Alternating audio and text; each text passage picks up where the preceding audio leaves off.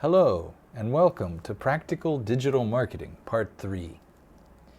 In our last video, we learned about the different stages of the decision process that potential customers follow, and we created a diagram to help us see where various personas fit in that flow.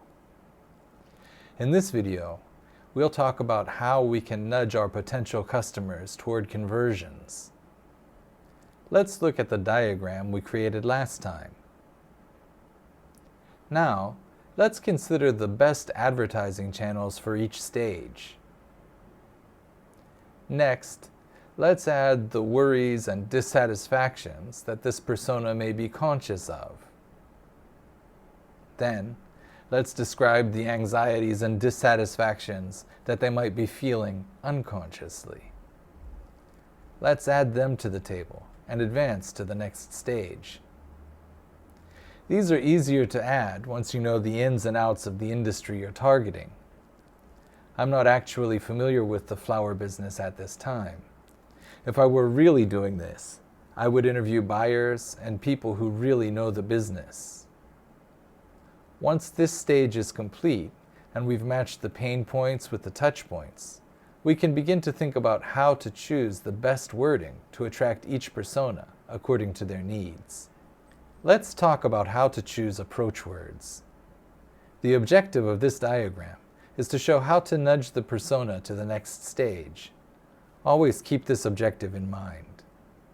First, let's look at persona 2. This persona receives flyers in their mailbox and finds them annoying. Their touch point is the flyer.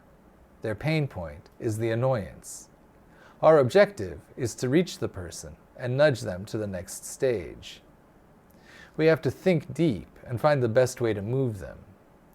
So we should really consider their needs, their touch point and pain point, and, for example, create a nice black envelope with gold lettering and put our flyer in that, because they'll never look twice at an ordinary flyer. So we create a high-quality black envelope and match their feelings by saying something like, "Ordinary flyers are so annoying, but as your local flower shop, we just want to make sure you're ready for Mother's Day."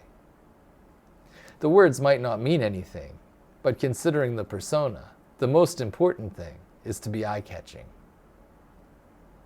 Next, let's look at example 4. They have a special event, like a birthday or anniversary coming up, but don't know what kind of flower to send. But they do know that flowers have specific meanings, and they don't want to embarrass themselves by sending the wrong flowers. That's their pain point. Their touch point is social media, like Instagram and TikTok.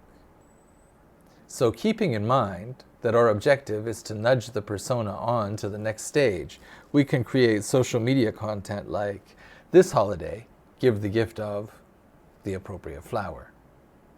Did you know that this kind of flower is wrong for Mother's Day because it means blah blah blah?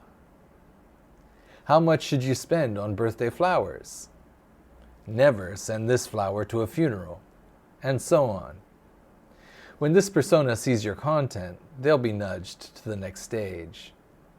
Finally, let's look at example 9. This persona is ready to buy flowers and wants to compare flower shops. Their touch point is Google Maps. So we post pictures of our shop and an explanation to Google My Business.